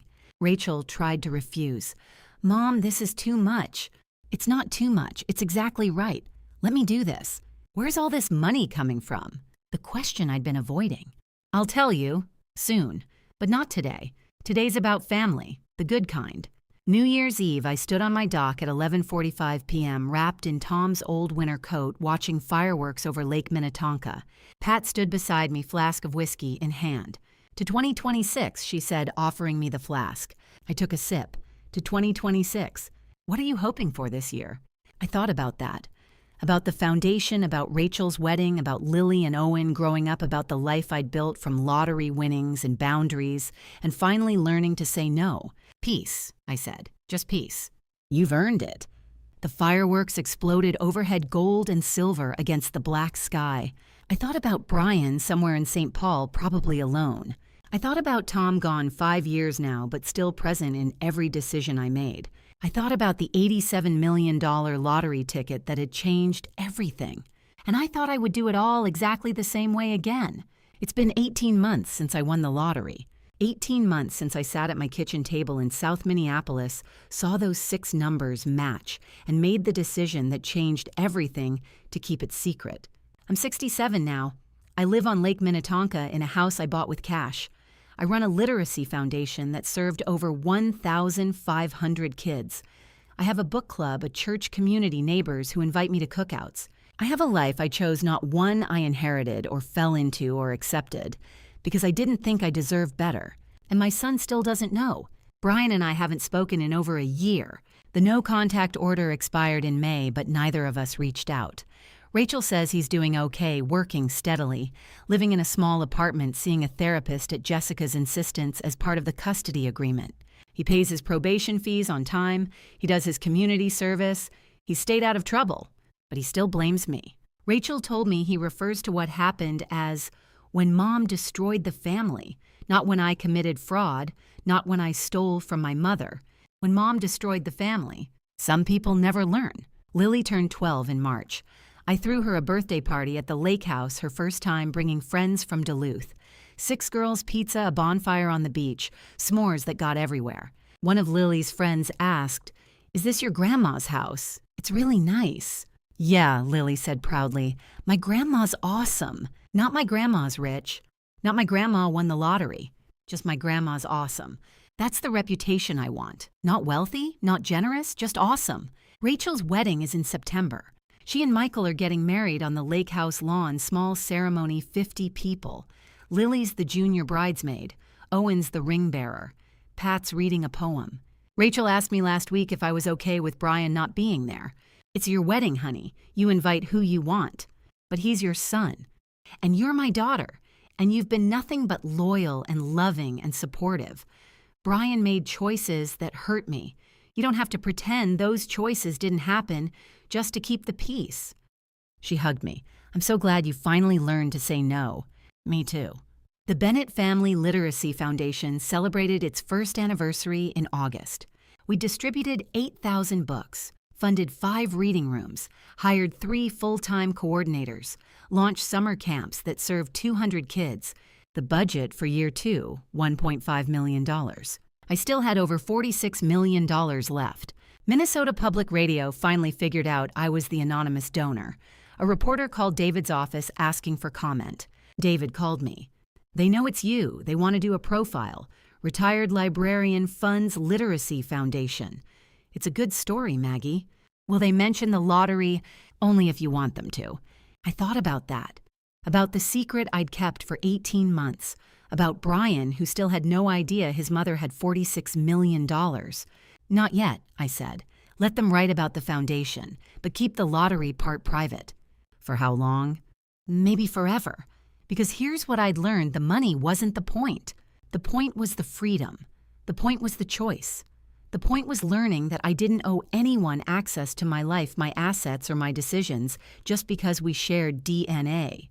The point was that I'd been invisible for 66 years, the helpful mother, the supportive wife, the quiet librarian, and the lottery had given me permission to finally be seen on my own terms.